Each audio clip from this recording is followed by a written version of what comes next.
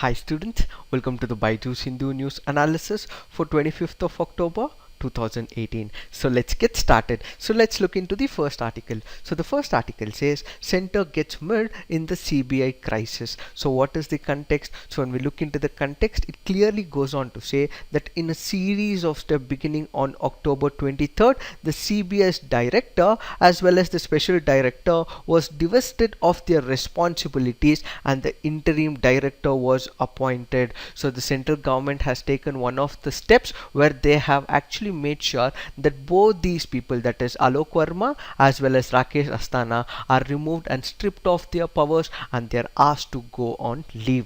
And this is on the backdrop of certain charges that have been posted on them in case of the extortion as well as the forgery and all the bribery as well as the corruption charges. So what we have to understand in this case is we will have to know the brief background.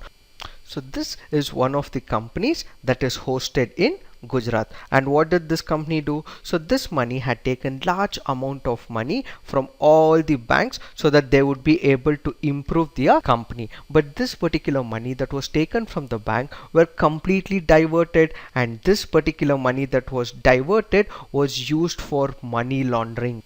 So what did they basically go on to do? They've taken money from the banks, they've diverted this money, and they have cases that is being currently investigated both by the CBI as well as the enforcement director. Why? Because they cheated the banks. So this company is alleged to have set up around 300 to around 500 Binami companies, and all this is being done by manipulating their balance sheets. They manipulated their turnover, they completely inflated their turnover, and also they invested themselves into insiders trading. So because they inflated their turnover completely, they got more money and more loans from the banks, and this is what led to their problems. And as they got more money, they started moving it towards money laundering scheme, and that is why the CBI as well as the ED entered into picture. And what is the problem right now? What the problem right now is that this Sterling Biotech company didn't want all these money laundering cases to be updated on them. So what do? They actually go about approaching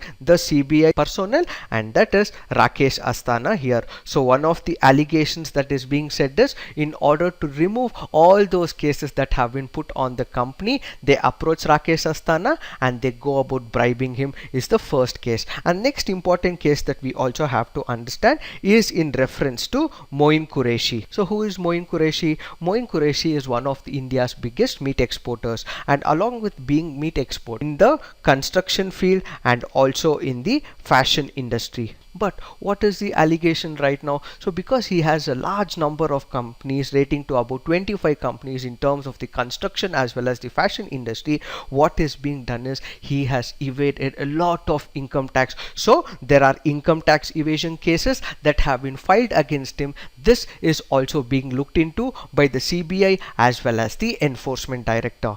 So how is CBI involved here? So there is another person who is called as Sanna, and Sanna happens to be an acquaintance of Moin Qureshi. So what happens in this case is, Sanna in one of the interrogation goes about saying that he goes on to bribe Rakesh Asthana, and Rakesh currently says that it is not he who's accepted the bribe, but instead it was his senior, that is Alok, who asked him not to question Sanna about any of the cases that have been blocking with respect to the Moin Qureshi case. So what is the overall context here? It was in reference to two important issues. One is with respect to the Sterling Biotech scam, the other is with reference to the Moin Qureshi. So because Sanna, who is an acquaintance of Moin Qureshi, has told that he is bribed Rakesh, and Rakesh has here said that it is on the pretext of Alok Verma saying him not to interrogate Sanna, who happens to be an acquaintance of Moin Qureshi, who has actually gone about evading a lot of income tax in this particular case. So this is the brief background. This is what will help us understand further as to what are the various corruption charges that have been laid with respect to Rakesh as well as Alok Verma. So in this particular case, we have already discussed yesterday with respect to the editorials that there have been various concerns that have been voiced that CBI is one of those organizations which fight corruptions. But what is the question right now? So CBI being an organization which fights corruption is itself embroiled in the corruption. So the whole idea of CBI fighting corruption becomes questionable in this particular case and shows that this particular organization or an agency in a very poor light. And we have also discussed in yesterday's editorials that previously there were a number of other directors like the Ranjit Sinha or AP Singh who were also booked in charges of allegations with respect to the corruption. But what we are focusing right now is on the mode of appointment and removal. Why? Because the central government has taken this important step that they have divested all powers with respect to Alok Verma as well as Rakesh Asthana, and they have given them temporary leave. So what we will be discussing in this particular case is the appointment as well as the removal process of the CBI directors. So what we have to understand in this particular case is that under the Lokpal Act of 2013, the CBI director is appointed on the recommendation of a committee, and this committee consists of the Prime Minister of India, and then you have the leader of opposition, and then the CJI, that is the Chief Justice of India. In his absence, a person nominated by the Chief Justice of India will be a part of this particular committee who will be appointing CBI director. But what is of importance in this particular case is we will have to head to one of the important arguments, and that is to do with the tenure. So when we consider the tenure, what is of importance is every director will have a tenure of minimum of 2 years, and this is according to one of the sections that is there in the DSPE Act of 1946. So section 4B of the Delhi Special Police Establishment Act of 1946 clearly goes on to say that all these directors who are appointed by the central government will minimum have a tenure of about 2 years. And also what is of importance is we will have to head back to year 1998. So in the year 1998 there was one of the Supreme Court cases, and that is to do with the Vineet Narayan. So in this case of Vineet Narayan versus the Union of India, the Supreme Court has again reaffirmed that every director who is appointed to the CBI will have a minimum tenure of 2 years. Why is this being done? So that according to the Supreme Court as well as this particular act, this is basically done in order to make sure that this agency is as independent as possible, and all those people who are appointed as directors are not susceptible to any of the political interference. Also of importance is another important section, and that is to do with section 4B of 2. So what is the section 4B of 2? Section 4B of 2 says that in case the particular government wants to go about transferring this particular person or removal of this person, then what is of importance is they'll have to take the consent of that committee which went about appointing them. So the point that we are raising in this particular case is now that the government has actually divested of their powers, they have removed them temporarily. How is that the government is able to do it? While the Supreme Court order in the Vineet Narayan case, the DSP Act 1946 section 4B says that they'll be having a minimum tenure of 2 years. Section 4B says that the consent of the previous committee which appointed will have to be taken. How the government in this case can take a unilateral decision of actually removing them and getting up another person, Nagesh in this case, and appointing a new person as an intermediary director is a questionable act. So the whole idea of this article and this editorial is how is that the center is able to disinvest all those powers that have been given to Mr. Verma as well as Mr. Asthana to go on leave, and has appointed acting director, that is Nageshwar Rao. So this basically means this is akin to removal, as well as this violates the established principles of the laws that are there, and despite their tenure as well as the independence being protected, what the central government has done is it has moved away from the establishment norms and it has broken certain norms which was supposed to be followed, is this article all about. So moving on, let's look into the next article.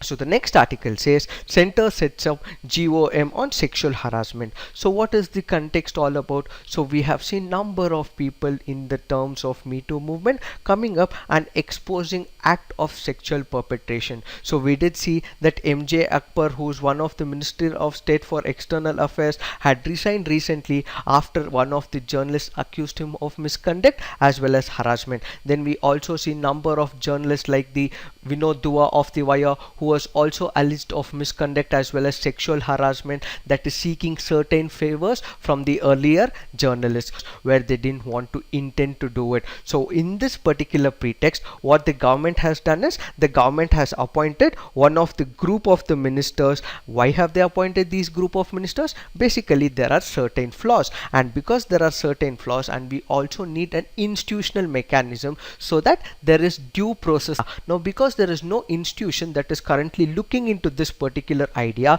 because there is no legal basis to us, because there is no due process that has been followed, what the government has decided is that we will be coming up with a group of ministers where they'll be able to recommend the government about the institutional mechanism, that is a particular institution will be established and this institution will look into all the allegations and will perform the process of due process. And also of importance is this GOM will come up with a comprehensive plan within the next 3 months where they'll be able to come up with one of the time bound implementational models as to who will be the person they would be able to contact and how is that we would be able to stop this menace of sexual perpetration. And according to which the government has said that there will be one of the GOMs which is headed by the Home Minister Rajnath Singh, and this will also include Minister of Road and Transport Nitin Gadkari, Defence Minister Nirmala Sitharaman, as well as Women and Child Development Minister Menaka Gandhi. So the overall crux of this particular issue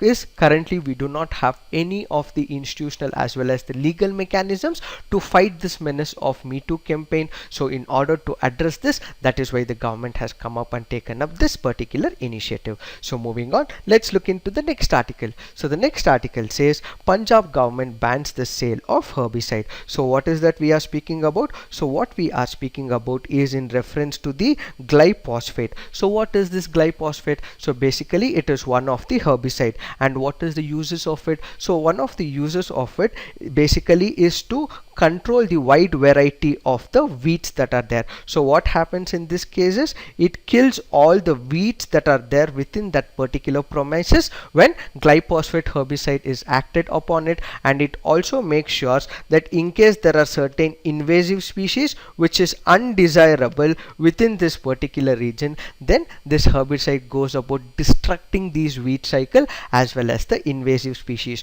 So what is this glyphosate? So this glyphosate is nothing but it is a herbicide which is basically used for killing or controlling the wheat growth. And why are we discussing this article?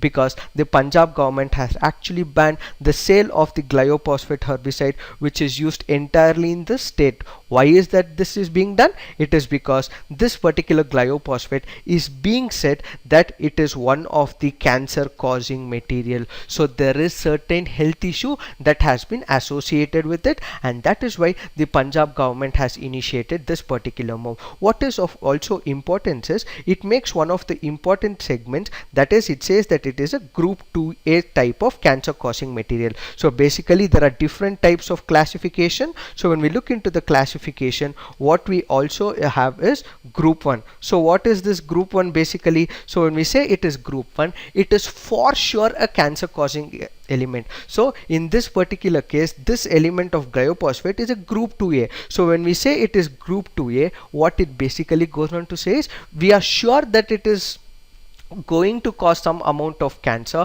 but we are not 100% sure about it. So there could be a likely carcinogenic effect because of it, but we are not 100% sure like in case of the group 1. So in case of group 1, we are 100% sure that this material, in case it is used in any of these construction or in use of plants and so on, this is for sure going to cause the carcinogenic effects, that is there would be implications of cancer. But in terms of group 2A, there are certain elements or there are certain materials, if it is used, they are likely to cause cancer, but again there are some cases, about 20 to 30%, that it may also not cause according to it. So what does this glyphosate basically go on to do? So this can create certain health issues, and this can possibly impact the human DNA, and this is reported by the PGIMER Chandigarh, that is one of the important and reputed hospitals that is there in Chandigarh. So as a result of this, what has the government done? So the government has taken some of the important and immediate steps.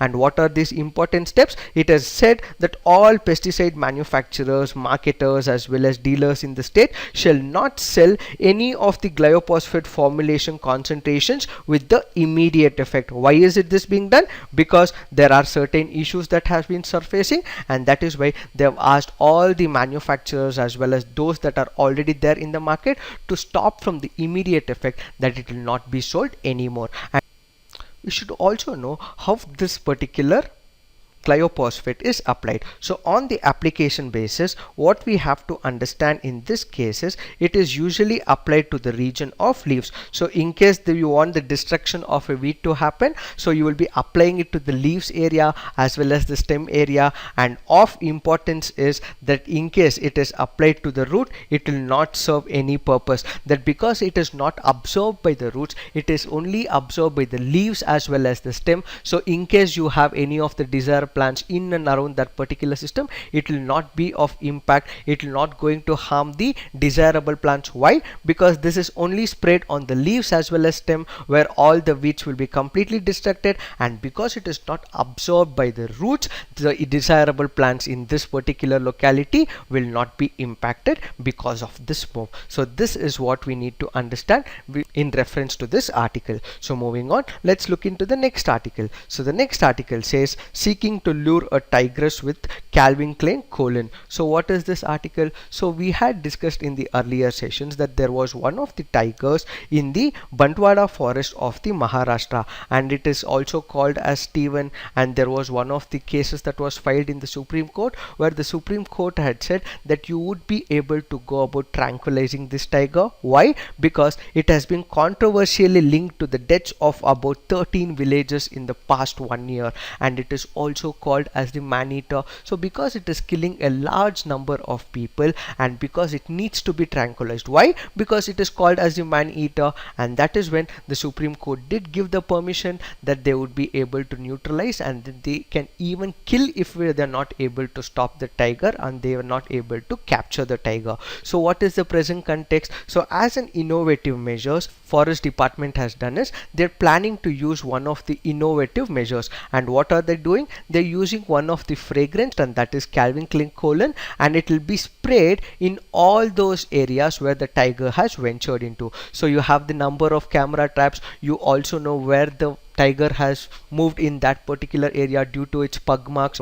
But what is the agenda behind it? So on spraying this particular colon, what would happen is there would be certain tendency for the tiger to come up to this particular area. The fragrance that is there in Calvin Klein is almost mimicking one of the important fragrance that is emitted by civitone. So this civitone is one of the fragrance that is emitted by one of the animals called as civets. So this is a kind of a pheromone. So what is this pheromone? So this pheromone is a type of a chemical that is secreted and produced by those animals, where the production of this particular pheromone by an animal like the civets will actually create a behavioral change in another animal. So this Calvin that we are speaking about has certain fragrance similar to the one that is produced by the civets. So because there is that similar fragrance that is created by this Calvin Klein colon, that is why the forest officers are basically using it, so that they would be able to lure the tigress towards the place where they want it to be. So why are they doing it? So that this particular harm that has been done by the tigress is actually captured and it is put behind in a cage, or it will be tranquilized immediately. So what we have to understand is this is not something which is newly invented. So this was also done in the year 2003 in one of the experiments in the Bronze Zoo, and this was also done in the year 2015, where Dr. Prayag brought the idea of to the country, and they were able to trap a leopard in Mandya in Karnataka, and they were also able to capture a tiger in Gudluru in Tamil. So basically what this goes on to do is, this is one of the innovative steps that the forest officer has taken, basically to capture the tiger.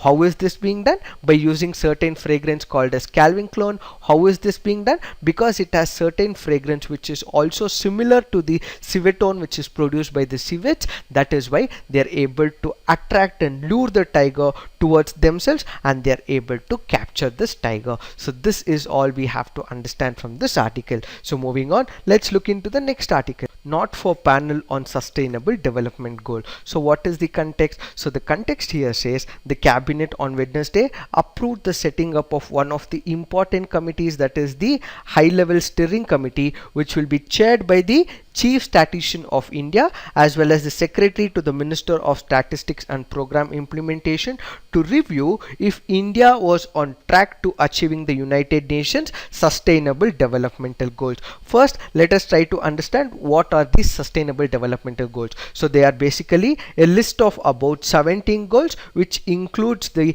elimination of poverty, ending hunger, ensuring provision of quality education, clean water and sanitation, and other things that every country is supposed to achieve by the year 2030. So what this steering committee basically goes on to do is, so you have a number of national policies, you have the state government schemes, you have the central government schemes, and you have all those policies that the central government has come up with. So all these government policies will have to be in line with the sustainable developmental goals. So in case this steering committee feels that there is any deviation, this will recommend certain measurable changes, and these changes will have to be accommodated by the central government as well as by the state government. So what it does is, all those policies that have been drafted and implemented by the central and the state governments, in case there is any deviation and they are not able to reach the accomplished goal with respect to the sustained developmental goals, they'll have to fine tune this particular process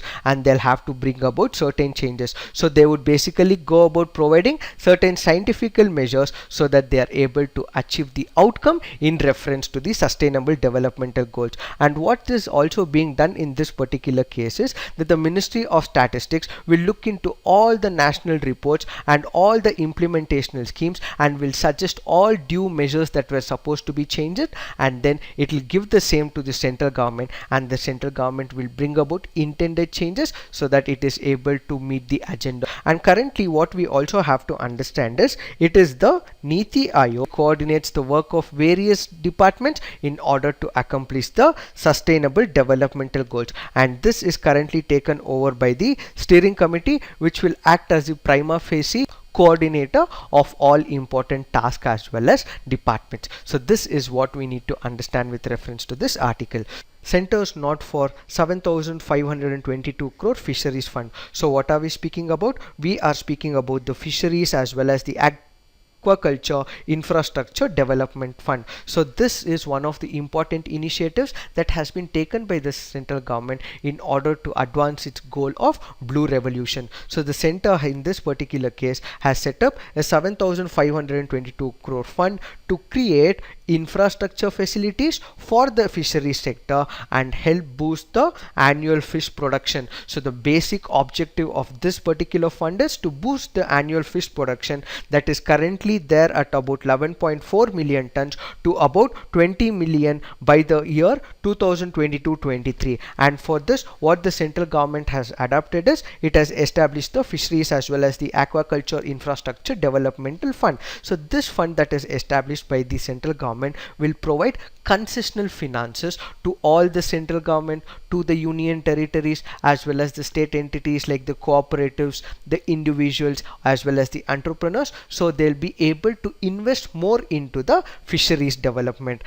So to support this concessional finance, what the central government is doing is, it is providing loan lending which will be for a period of 5 years till 2022 as well as 23, and maximum repayment will be over a period of 12 years inclusive of a moratorium of 2 years on repayment of the principal. So what is the significant aspect? So when we look into the significant aspect, what this will do is, it will generate the employment opportunities. So the number of people who would be able to extract maximum mileage will increase, that is the employment opportunities will increase, that will help the advance the livelihood of the number of fishermen, and what will also increase is the infrastructural facilities. So because the government is also providing concessional loans, there will be development of infrastructure in this particular case, and also there will be large scale private investment. So because there is large scale private investment, this will further make sure that number of people are taking advantage of it.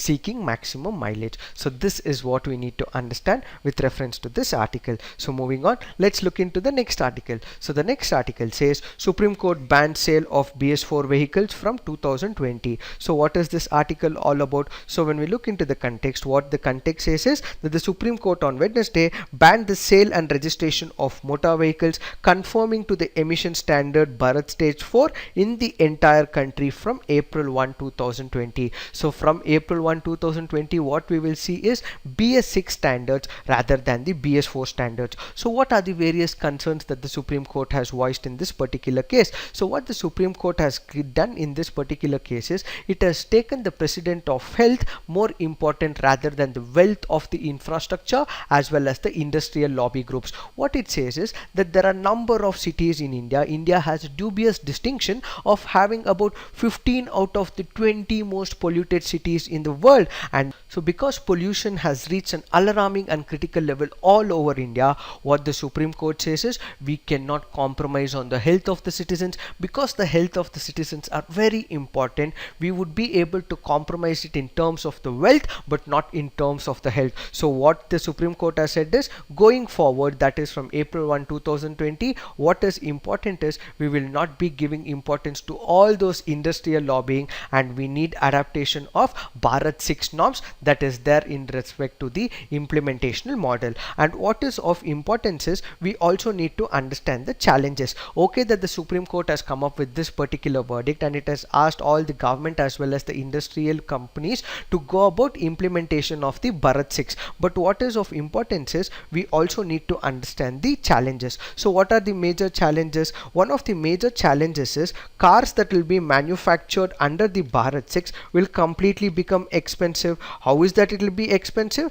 Because currently what we have is the Bharat 4 engines, and when it is being upgraded to Bharat 6, what we will also have is the technological upgradation, and because there is technological upgradation that is happening, all those cars that will be coming with Bharat 6 engines will be completely expensive. Another important point we have to consider is when we consider the Bharat Stage 4, what we have is the sulfur content which is about 50 parts per million, and when we are using it in terms of Bharat 6, this will be reduced to about 10 parts per million. So because the sulfur concentration is comparatively reduced from 50 to 10 parts per million, what we will see is the pollution levels will be comparatively reduced. So this technological upgradation will also have to be commensurated by increase in the production of the diesel or the petrol. So when we are manufacturing or producing diesel or petrol, what needs to be done is the quality will have to be improved. So in order to improve the quality of diesel or petroleum production,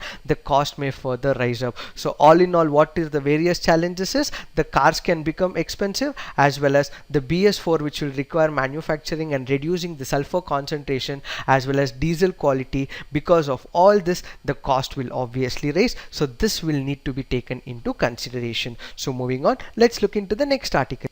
So what is this article all about? Israel India signed 770 million missile deal. So what is the context? Israel Aerospace Industries has signed a 777 million deal with the Bharat Electronics Limited to supply additional Barak 8 long range surface to air missile systems for 7 warships of the Indian Navy. So this is very important from the prelims examination. So we will look into all important facts that can be a prospective question in your examination. So Barak 8 in Hebrew basically means it is nothing but lightning, and what we have to consider here is this is nothing but a surface to air missile system, basically to defend the airborne threats. So you have the number of airborne threats which can include the aircraft, the helicopters, the anti-ship missiles, the UAVs, the ballistic missiles, as well as the combat jets. Basically this system of Barak is defending all the airborne threats that can possibly cause a lot of damage to the Indian system. So what it has basically is